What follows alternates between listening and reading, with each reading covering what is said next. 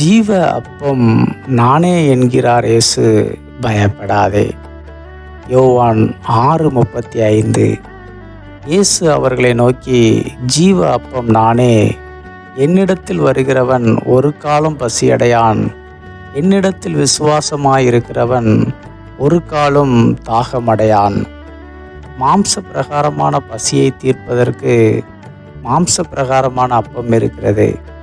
நமக்கு பசி எடுத்தால் நாம் சாப்பிடுகிறோம், நமது பசி அடங்கி விடுகிறது, மீண்டும் பசி எடுக்கிறது, அப்போது நமக்கு மீண்டும் உணவு தேவைப்படுகிறது. இப்படியே நாம் வாழ்நாள் முழுவதும் ஆகாரத்தை எடுத்துக்கொண்டே இருக்க வேண்டியது இருக்கிறது. அதுபோலவே தாகமும் நமக்கு வாழ்நாள் முழுவதும் தொடர்ந்து வந்து கொண்டே இருக்கிறது. தாகம் எடுக்கும்போது தண்ணீர் குடிக்கிறோம். எந்த ஒரு மனிதனுக்கும் சாகும் வரை இந்த இரண்டும் தேவைப்பட்டு கொண்டே இருக்கிறது. ஆனால் இங்கே இயேசு ஒரு அற்புதமான அப்பத்தை பற்றி சொல்கிறார். அந்த அப்பத்தை ஒரு முறை உட்கொண்டால் போதும், அதன் பிறகு பசியே எடுக்காது, தாகமே ஏற்படாது. இப்படி ஒரு அப்பம் இருந்தால் எப்படி இருக்கும்? அதுதான் ஜீவ அப்பம். இப்படி ஒரு அப்பம் கிடைத்தால் நாம் எவ்வளவு விலை கொடுத்து வேண்டுமானாலும் வாங்கிக் கொள்வோம் அல்லவா?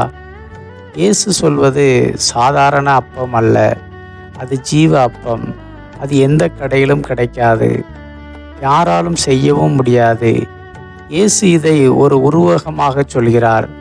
உலகத்தில் பேய் பசி எடுத்து அலைகிறவர்கள் ஏராளமானோர் இருக்கின்றனர்.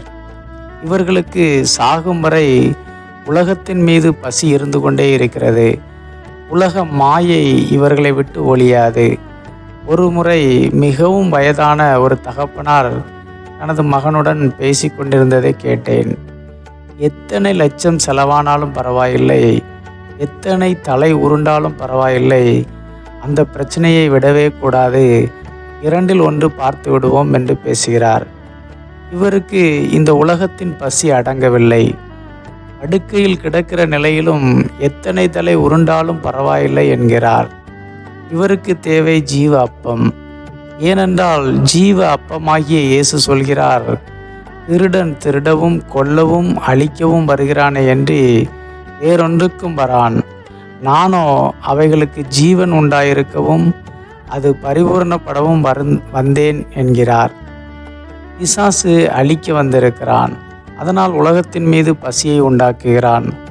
இயேசுவோ ஜீவனை உண்டாக்குகிறார், அதனால் உலகத்தின் பசியை நீக்கி ஜீவனை கொடுக்கிறார். நீங்களும் உலகத்தின் பசியோடும் தாகத்தோடும் இருக்கிறீர்களா? பயப்படாதிருங்கள். ஜீவ அப்பமாகிய இயேசுவை பெற்றுக்கொள்ளுங்கள். உலக பசி நீங்கி இந்த பூமியிலே சந்தோஷமாக வாழ்வீர்கள். ஆமென்.